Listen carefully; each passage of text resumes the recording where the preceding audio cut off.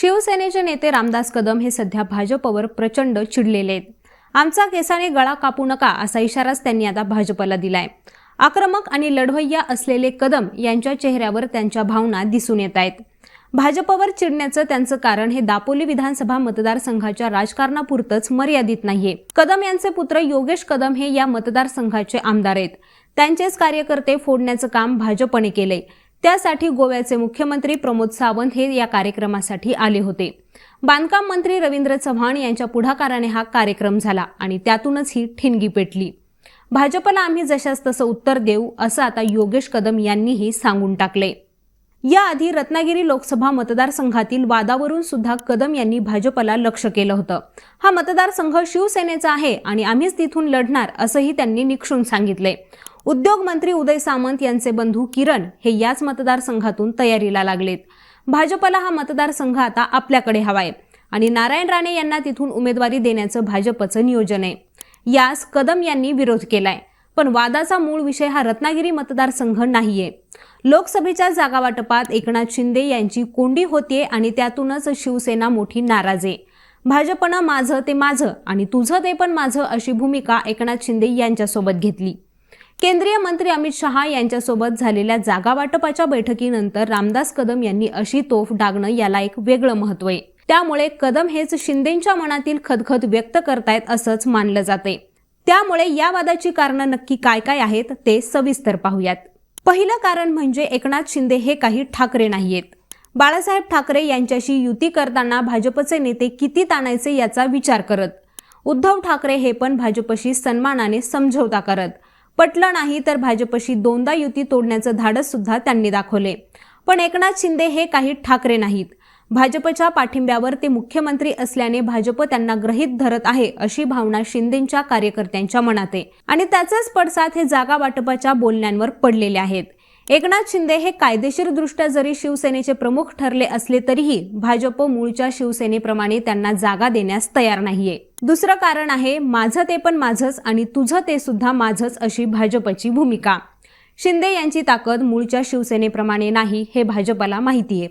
2019च्या निवडणुकीत ठाकरे यांच्या नेतृत्वाखालील शिवसेनेनं भाजपशी युती करून 18 जागा जिंकल्या होत्या। एकनाथ शिंदे यांनी जागा वाटप करताना या 18 जागा गृहीत धरून बोलणी करावीत असा आग्रह होता, मात्र भाजपला तो मान्य नाही। शिवसेनेच्या एकूण 18 खासदारांपैकी 13 जण हे एकनाथ शिंदे यांच्यासोबत आलेत, तर उरलेले 5 खासदार हे उद्धव ठाकरे यांच्यासोबत आहेत। ठाकरे यांच्यासोबत असलेल्या खासदारांच्या जागांवर भाजपने हक्क सांगितलाय। त्यामुळे रत्नागिरी, मुंबई दक्षिण, धाराशिव, परभणी आणि ठाणे हे 5 मतदारसंघ भाजपला आता हवे आहेत। त्यातील ठाणे हा मतदारसंघ एकनाथ शिंदे यांना मिळू शकतो, पण इतर 4 मतदारसंघ भाजपला कोणत्याही स्थितीत हवेत। तिसऱ्या क्रमांकाचं कारण आहे ते म्हणजे शिंदेंना आहे त्या जागाही मिळेनात। एकनाथ शिंदे यांच्यासोबत जे 13 खासदार आलेत त्यांचाही जीव भाजपने आता टांगणीला लावलाय। शिंदे यांना पाठिंबा देणाऱ्या खासदारांच्या जागांवरही भाजपचा डोळा आहे। त्यामुळे हे खासदार सुद्धा अस्वस्थ आहेत। भाजपने तिथं आपल्या इच्छुक उमेदवारांना तयारी करण्यास सांगितले। या मतदारसंघात शिवसेनेच्या चिन्हावर उमेदवार निवडून येणार नाहीत अशी भाजपची भूमिका आहे। यामध्ये हिंगोली, वाशिम, पालघर, नाशिक, रामटेक आणि बुलढाणा या 6 मतदारसंघांचा समावेश होतो।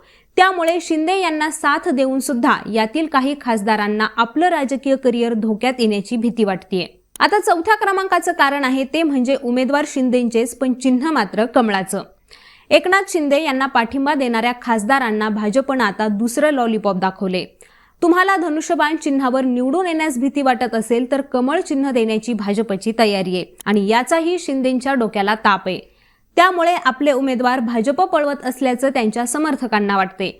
त्यातून भाजप आपली कोंडी करत असल्याचं सुद्धा त्यांना वाटते। महादेव जानकर यांच्या रासपच्या उमेदवारीबाबत भाजपनं 2019च्या विधानसभा निवडणुकीत असंच केलं होतं। दौंड विधानसभेची जागा ही रासपला सोडल्याचं भाजपने दाखवलं, मात्र ऐनवेळी तिथून राहुल कुल यांनाच कमळाच्या चिन्हावर लढावं लागलं आणि असंच शिंदे यांच्या बाबत काही खासदारांबाबत होऊ शकतं।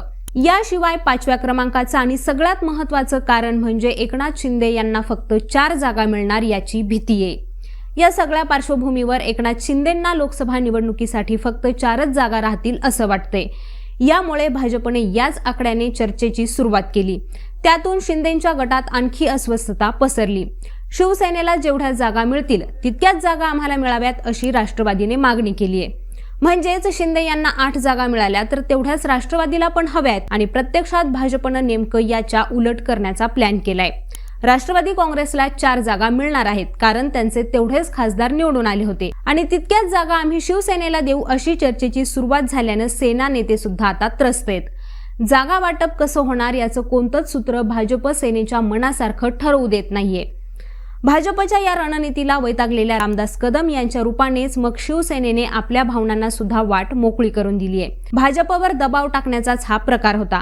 मात्र भाजप शिवसेनेच्या दबावाला किती गंभीरपणे घेणार हाच आता महत्त्वाचा प्रश्न आहे. आता मंडळी, याबद्दलच्या तुमच्या काय प्रतिक्रिया आहेत त्या आम्हाला कॉमेंट करून नक्की सांगा. तसंच यांसारख्याच राजकीय विश्लेषणांबद्दल जाणून घेण्यासाठी लेट्स अप मराठीला सर्वच सोशल मीडिया हँडलवरती फॉलो करायला विसरू नका आणि पाहत रहा लेट्स अप मराठी.